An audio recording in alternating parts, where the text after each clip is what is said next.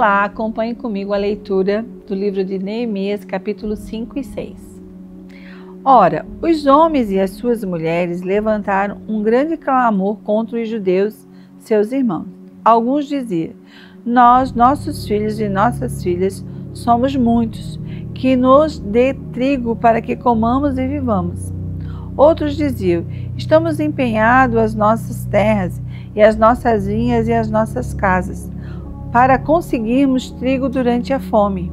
Ainda outros diziam: tomamos dinheiro emprestado até para o tributo do rei sobre as nossas terras e as nossas vinhas. Embora tenhamos o mesmo sangue que os nossos irmãos e os nossos filhos sejam tão bons como os deles, contudo temos de nos sujeitar nossos filhos e nossas filhas para serem servos. Algumas das nossas filhas já foram reduzidas à escravidão, o que não podemos evitar, porque os nossos campos e as nossas vinhas pertencem a outros. Ouvindo eu o seu clamor e essas palavras, fiquei muito irado. Considerei-as comigo mesmo, e então acusei os nobres e os magistrados, e lhes disse: sois usuários dos vossos próprios irmãos? Assim convoquei contra eles uma grande assembleia, e lhes disse: nós resgatamos os judeus, nossos irmãos, que foram vendidos às nações, segundo as nossas posses.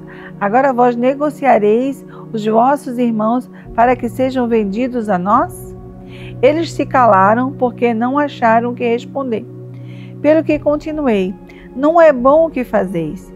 Não deveis andar no temor do nosso Deus, para evitar a zombaria dos gentios, os nossos inimigos? Também eu, meus irmãos e meus homens, lhes temos emprestado dinheiro e trigo. Deixemos de cobrar juros. Restituí-lhes hoje as suas terras, as suas vinhas, os seus olivais e as suas casas, como também a 100ª parte do dinheiro, do trigo, do vinho e do azeite, que tendes exigido deles. Disseram eles: nós restituiremos tudo isso, nada lhes pediremos. Faremos assim como dizes. Então convoquei os sacerdotes e os fiz jurar que fariam conforme eu havia prometido. Também sacudi as dobras do meu manto e disse: assim sacuda Deus da sua casa e do seu trabalho todo aquele que não cumprir essa promessa. Assim seja ele sacudido e esvaziado. E todo o povo respondeu: amém. E louvaram ao Senhor, e fez conforme a sua promessa. Além disso, desde o dia em que fui nomeado seu governador na terra de Judá, desde o 20º ano até o ano 32º do rei Artaxerxes, durante 12 anos, nem eu nem os meus irmãos comemos o pão devido ao governador. Os primeiros governadores, porém, que foram antes de mim, oprimiram o povo e lhes tomaram pão e vinho, além de 40 ciclos de prata. Os seus assistentes dominavam sobre o povo. Mas eu não fiz assim por causa do temor de Deus. Em vez disso, devotei-me à obra do muro. Todos os meus homens se ajuntaram ali à obra. Terra nenhuma compramos. Além do mais, 150 judeus e os seus oficiais e os que vinham a nós das nações vizinhas comiam à minha mesa. O que se preparava para cada dia era um boi e 6 ovelhas escolhidas. Também se preparava uma ave de 10 em 10 dias, um abundante suprimento de vinho de todas as espécies. Apesar de tudo isso, não exigi o pão devido ao governador, porque a servidão deste povo era grande.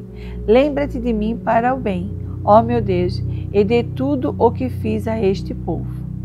Ouvindo Sambalate, Tobias, Gesem, o árabe e o resto dos nossos inimigos, que eu tinha reedificado o muro e que nele já não havia brecha alguma, embora até esse tempo não tinha posto as portas nos portais.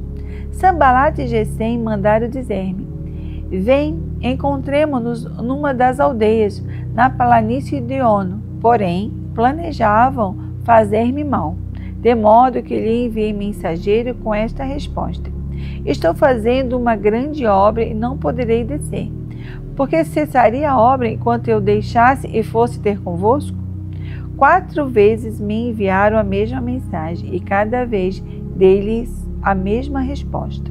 Então, Sambalate, pela 5ª vez, enviou-me o seu moço com uma carta aberta na sua mão, na qual estava escrito: entre as gentes se ouviu, e Gesem diz, que tu e os judeus intentai revoltar-vos, por isso edificais o muro. Além do mais, segundo se diz, queres ser o rei deles, e que nomeastes profetas para proclamarem a teu respeito em Jerusalém, dizendo: há rei em Judá. Ora, essas coisas chegaram aos ouvidos do rei. Portanto, vem e consultemos juntamente. Mandei-lhe esta carta. De tudo o que dizes, coisa alguma aconteceu. Tu, do teu coração, é que inventas. Todos eles procuravam aterrorizar-nos, pensando: as suas mãos ficarão fracas demais para a obra, e não a concluirão. Agora, ó Deus, fortalece as minhas mãos.